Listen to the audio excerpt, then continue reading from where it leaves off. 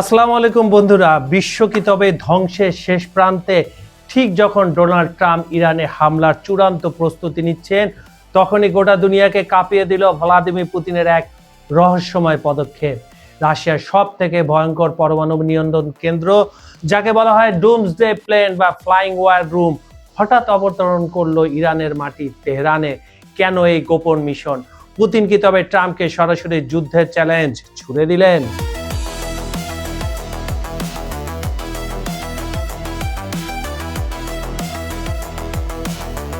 ওদিকে বাল্টিক সাগরে তৈরি হয়েছে এক নারকীয় পরিস্থিতি। রাশিয়া সেখানে ঘোষণা করেছে এক বিশাল কিল জোন। ন্যাটো জোটের প্রতিটি যুদ্ধজাহাজ এখন রুশ মিসাইলের লেজার লকের নিচে। এক চুল এদিক ওদিক হলেই শুরু হয়ে যাবে আগুনের বৃষ্টি। কিন্তু সব থেকে বড় চমক অপেক্ষা করছে পারস্য উপসাগরে। ইরান দাবি করেছে তাদের হাতে এখন এমন এক কিলার ওয়েপেন আছে যা আমেরিকার অহংকার, তাদের বিশাল বিশাল এয়ারক্রাফট ক্যারিয়ার বা রণতরীকে এক নিমেষে সাগরের তলদেশে কবর দিয়ে দেবে।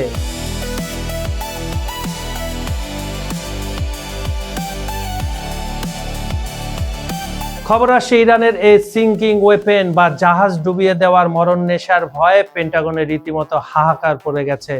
আমেরিকা কি তবে সত্যি ভয় পেয়েছে? তারা তড়িঘড়ি করে $100 মিলিয়ন বেশি মূল্যের বোমা আর মিসাইল রিস্টক করার এক পাগলাটে অভিযানে নেমেছে। তবে কি মার্কিন অস্ত্রাগার এখন রাশিয়ার হাইপারসনিক গতির সামনে স্রেফ খেলনা?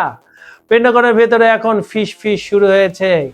বিশ্বের সব থেকে শক্তিশালী বাহিনীর অস্ত্রগুলো কি তবে সেকেলে বা অবসলেট হয়ে গেছে?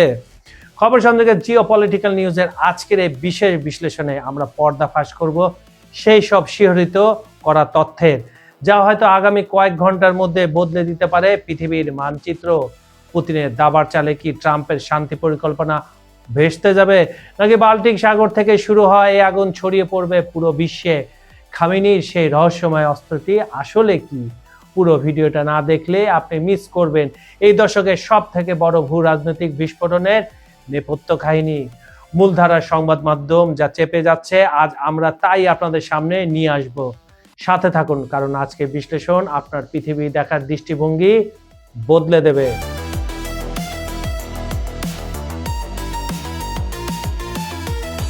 রাশিয়ার এই বিশেষ বিমানটিকে বলা হয় ফ্লাইং ক্রেমলিন।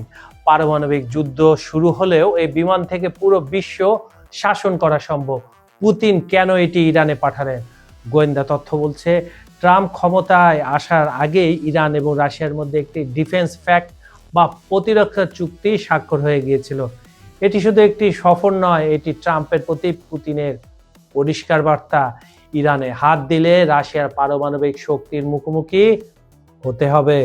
ইরান দাবি করছে তাদের হাতে এখন এমন প্রযুক্তি আছে যা আমেরিকার এইজিস ডিফেন্স সিস্টেমকেও ফাঁকি দিতে সক্ষম। একে বলা হচ্ছে সিঙ্কিং ওয়েপেন। এটি কি কোনো সুপার ফাস্ট টর্পেডো নাকি ড্রোন সোয়াম ঝাঁক? বিশেষজ্ঞরা বলছেন পারস্য উপসাগরে সরু জলপথে আমেরিকার বিশাল জাহাজগুলো ইরানের কয়েক হাজার ছোট ড্রোনের কাছে অসহায় হয়ে পড়তে পারে। আর এই ভয়ে আমেরিকা তড়িঘড়ি করে $100 মিলিয়ন বেশি মূল্যের বোমা এবং মিসাইল রিস্টক করছে।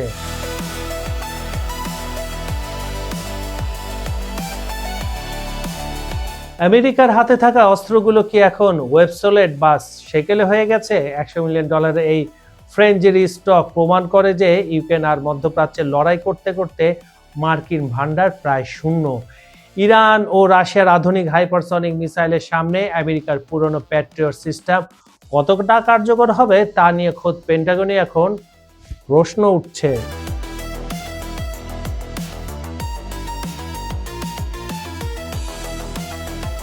এবার নজর ফেরানো যাক ইউরোপের দিকে। বাল্টিক সাগরে রাশিয়া ঘোষণা করেছে কিল জোন। এর মানে হলো অনুমতি ছাড়া কোনো ন্যাটোর জাহাজ সেখানে প্রবেশ করলে সরাসরি মিসাইল হামলা চালানো হবে। পুতিন কি চাইছেন? ন্যাটোকে পরিচিত করতে একদিকে ইরান, অন্যদিকে বাল্টিক। পুতিন আসলে ট্রাম্পকে চারদিক থেকে ঘিরে ফেলার ছক কষছেন।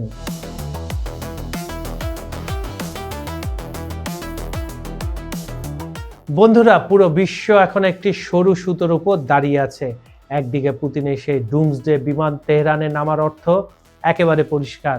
রাশিয়া আর ইরান এখন একে অপরের ব্লাড ব্রাদার্স। তারা ওয়াশিংটনকে বার্তা দিচ্ছে যে মধ্যপ্রাচ্যের তেল বা ইসরায়েলের নিরাপত্তা নিয়ে ছিনিমিনি খেললে ফলাফল হবে ভয়াবহ। অন্যদিকে বাল্টিক সাগরে রাশিয়ায় সেই কিল জোন ঘোষণার পর ন্যাটোর সদর দপ্তরে এখন জরুরি মিটিংয়ের পর মিটিং চলছে। পেন্টাগনের ভেতরে খবর হলো আমেরিকার জেনারেলরা এখন রীতিমতো আতঙ্কে আছেন যে ইরানের সেই রহস্যময় সিকিং ওয়েপেন যদি সত্যি তাদের একটি এয়ারক্রাফট ক্যারিয়ার ডুবিয়ে দেয়, তবে মার্কিন নৌবাহিনীর কয়েক দশকের দাপট এক নিমিষে ধুলোয় মিশে যাবে। সবচেয়ে বড় প্রশ্ন হলো ডোনাল্ড ট্রাম্প কি পারবেন এই বারুদের স্তূপে পানি ঢালতে, নাকি তার শান্তি পরিকল্পনা আসার আগে পুতিন আর খামেনি মিলে দাবার বোর্ড উল্টে দেবেন।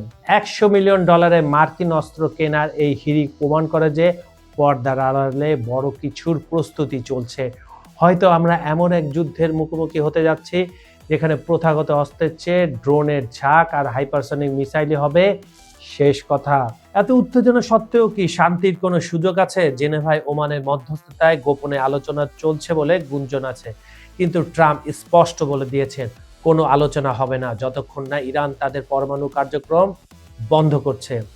ট্রাম্পের টেবিলে এখন দুটি পথ, হয় চূড়ান্ত হামলা অপারেশন উইন্ডলর্ড, না হয় ইরানের ওপর ইতিহাসের কঠোরতম নিষেধাজ্ঞা।